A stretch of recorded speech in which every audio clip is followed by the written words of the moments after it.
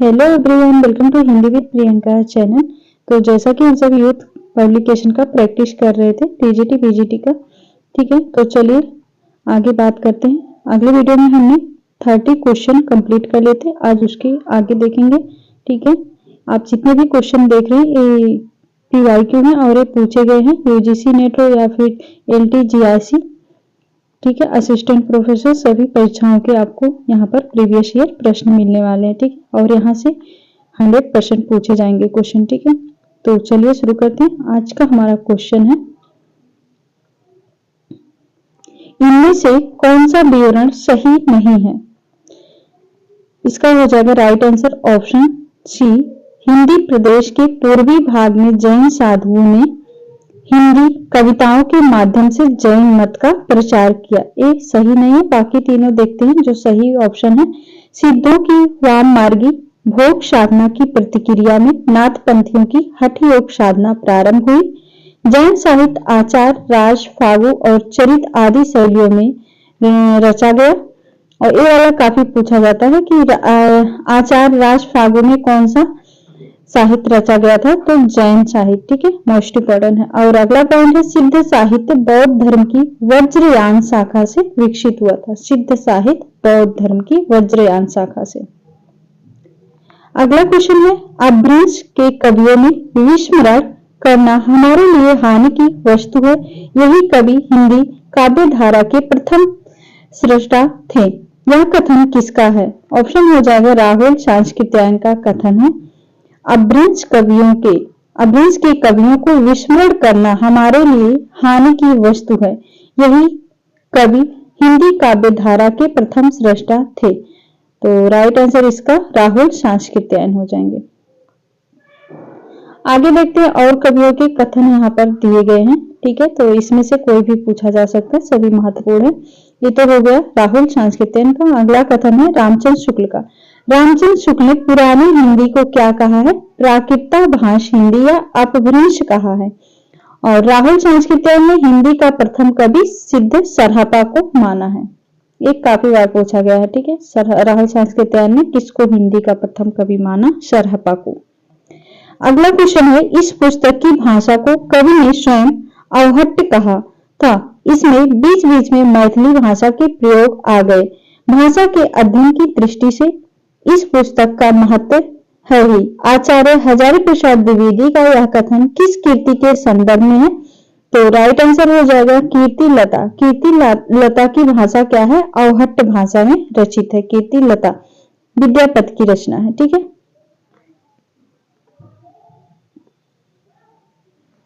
आरुष, आगे है अगला क्वेश्चन।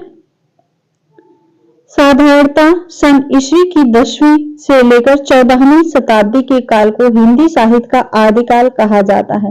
हिंदी के प्रारंभिक काल विषयक यह कथन किस विद्वान का है? तो राइट आंसर हो जाएगा हजारी प्रसाद द्विवेदी का है। और अगर आपको ये कथन नहीं आ रहा है तो भी आप लगा सकते थे, हिंदी साहित्य आदिकाल को किसने आदिकाल कहा था? तो हजारी प्रसाद द्विवेदी ने कहा था। और इसका समय भी दिया गया है 10वीं से 14वीं शताब्दी, उन्होंने ही माना था, ठीक है। अगला क्वेश्चन है, 14वीं शताब्दी चौपाई दोहे का सबसे पुराना प्रयोग शायद यही है। जो कुछ पुराना साहित्य उपलब्ध है उससे लगता है कि पूर्वी प्रदेश के बौद्ध सिद्धों ने ही इस शैली में लिखना शुरू किया था। सरहपा विषयक यह कथन किसका है? राइट आंसर हो जाएगा हजारी प्रसाद द्विवेदी का यह कथन है। क्या कहते हैं? चौपाई दोहे का सबसे पुराना प्रयोग शायद यही है। जो कुछ पुराना साहित्य उपलब्ध है उससे लगता है कि पूर्वी प्रदेश के बौद्ध सिद्धों ने ही इस शैली में लिखना शुरू किया था। हजारी प्रसाद द्विवेदी का कथन। आगे सुमेलित करना है। चंदन वाला रास किसका हो जाएगा? चंदन वाला रास। इसमें पूछा गया सुमेलित नहीं है, सुमेलित नहीं है पूछा गया। तो राइट आंसर हो जाएगा ऑप्शन बी, स्थूली भद्ररास विजय सेन सूर्य का नहीं है, बल्कि यह जिन धर्मशूर का है। स्थूली भद्ररास जिन धर्मशूर का। और चंदन वाला रास आशोक का है। उक्ति व्यक्ति प्रकरण दामोदर पंडित, वर्ण रत्नाकर ज्योतिश्वर ठाकुर। अगला क्वेश्चन है, कुवलय माला कथा के लेखक हैं राइट आंसर हो जाएगा उद्योतन सूर। कुबलय माला कथा के रचयिता हैं उद्योतन सूर। आगे है पुष्य या पुण्य को हिंदी का प्रथम कवि किस आलोचक ने माना है? राइट आंसर हो जाएगा शिव सिंह सेंगर ने माना था। ठीक है, मोस्ट इंपोर्टेंट ये भी है। और मिश्र बंधुओं ने किसको माना था? गोरखनाथ को हिंदी का प्रथम गद्य लेखक माना था मिश्र बंधु ने गोरखनाथ को।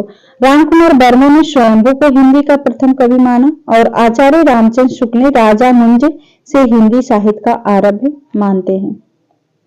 रत्नाकर जोपम कथा पुस्तक का संबंध किससे है? राइट आंसर हो जाएगा रत्नाकर जोपम कथा वज्रयानी सिद्ध।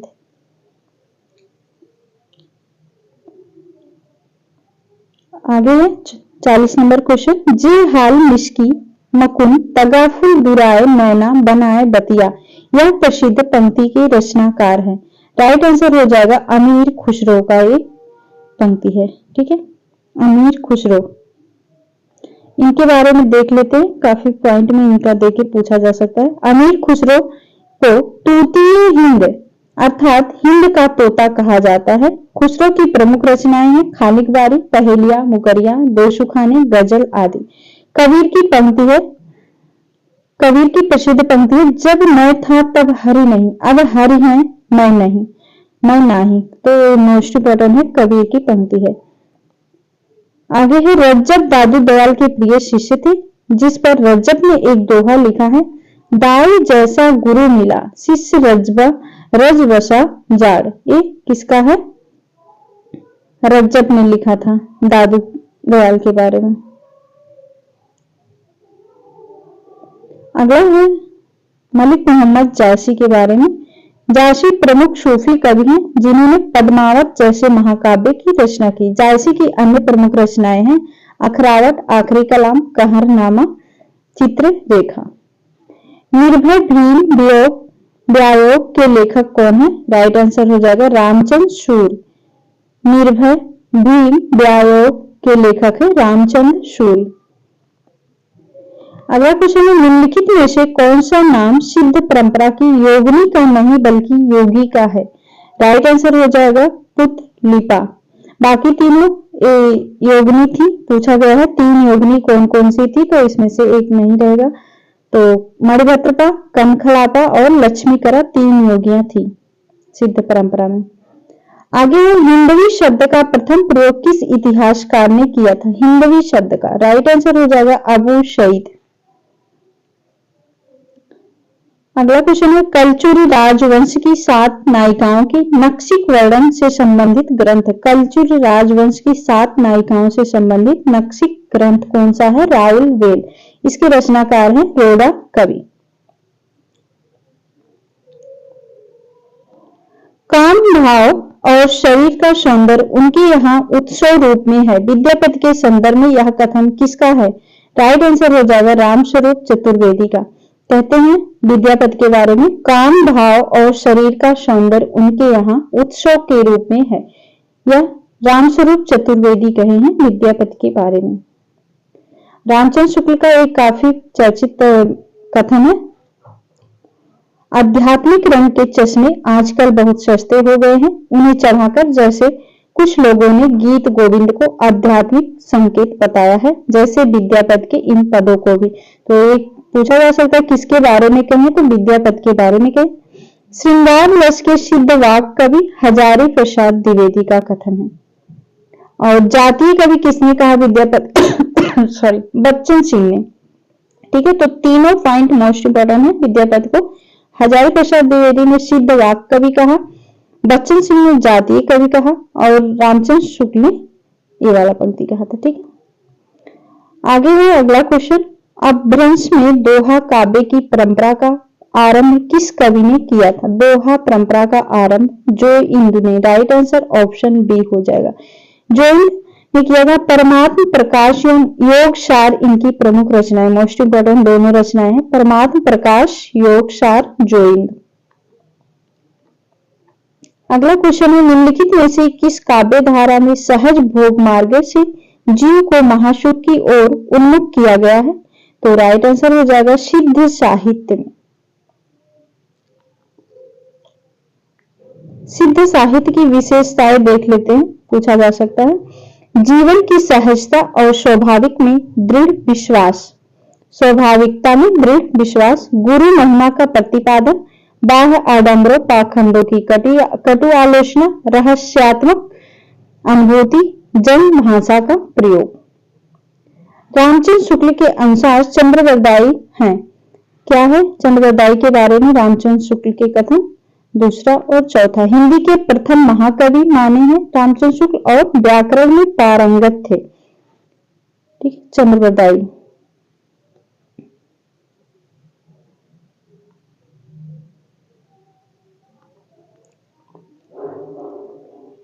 आगे है अगला क्वेश्चन।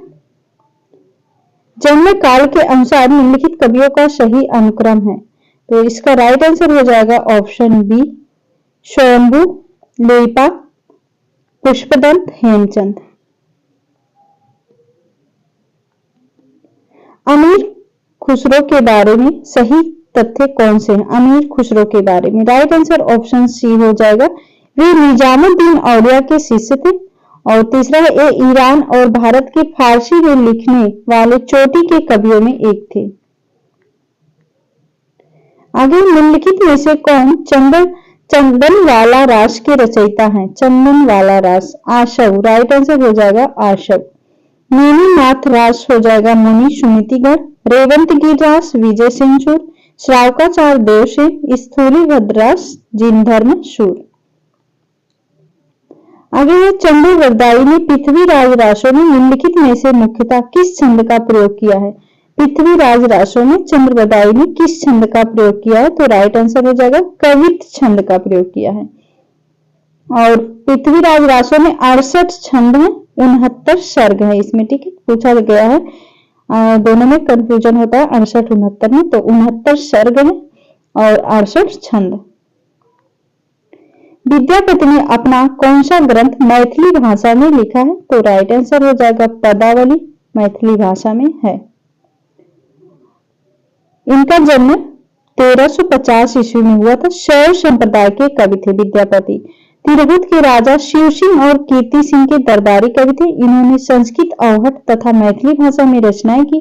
कीर्तिलता, कीर्तिपताका दोनों अवहट्ट भाषा की हैं। गंगा, वाक्यावली, पुरुष परीक्षा संस्कृत भाषा की रचनाएं हैं। तो भाषा से आजकल क्वेश्चन बनते हैं। पवनचर्यू में किसका वर्णन है? तो राइट आंसर हो जाएगा राम पर आधारित है पवनचर्यू।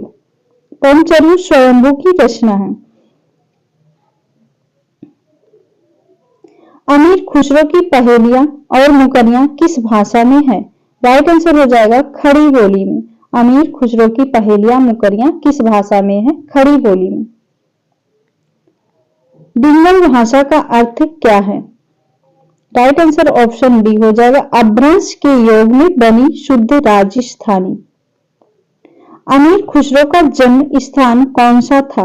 अमीर खुसरो का जन्म स्थान एटा, राइट आंसर ऑप्शन सी हो जाएगा। इनका जन्म 1253 ईस्वी में एटा, उत्तर प्रदेश, पटियाली नामक कस्बे में हुआ था। शुक्ल जी के अनुसार हमीर रासों के रचनाकार हैं। राइट आंसर हो जाएगा हमीर रासो सारंगधर। और प्राकृत पैंगलम के हो जाएंगे लक्ष्मीधर। ठीक है, हमीर रासो प्राकृत पैंगलम लक्ष्मीधर हैं। के कुछ छंदों के आधार पर, प्राकृत पैंगलम के कुछ छंदों के आधार पर हमीर रासो ग्रंथ की कल्पना की। राहुल सांस्कृत्य में जज्जन नामक किसी कवि को इसका रचयिता घोषित करते हैं। विद्यापति ने किस भाषा में काव्य रचना की है? तो राइट आंसर हो जाएगा मैथिली भाषा में। विद्यापति ने मैथिली भाषा में रचनाएं की थी। अमीर खुसरो ने हिंदी के लिए कौन सा शब्द प्रयुक्त किया था? हिंदी के लिए कौन सा शब्द प्रयोग किया था अमीर खुसरो ने? हिंदवी शब्द का। ठीक है, तो मोस्ट इंपोर्टेंट क्वेश्चन है ये वाला, कई बार पूछा गया। देखते हैं इसका व्याख्या भी है। अमीर खुसरो ने हिंदी के लिए हिंदवी शब्द का प्रयोग किया। खुसरो निजामुद्दीन औलिया के शिष्य थे। खुसरो को खड़ी बोली का प्रथम कवि माना जाता है। और इनकी प्रमुख रचनाएं हैं दो सुखाने, खालिकवारी, पहेलियां, मुकरियां आदि। ठीक है। तो 30 क्वेश्चन हमने कंप्लीट किया, अब आगे नेक्स्ट वीडियो में देखेंगे। ठीक है, उम्मीद है आपको यहाँ से काफी हेल्प मिलेगा और आप डेली अगर आप जुड़े रहेंगे तो आपको जरूर हेल्प मिलेगी। ठीक है, तो डेली आप प्रैक्टिस करते रहिए, यहाँ से आपको व्याख्या से काफी क्वेश्चन देखने को मिलेगा, चाहे आप LT GRC कोई भी पेपर देने जाएंगे। ठीक है, तो मिलते हैं नेक्स्ट वीडियो में, तब तक के लिए आप चैनल को सब्सक्राइब जरूर से कर लीजिएगा ताकि आपको हर वीडियो मिलती रहे।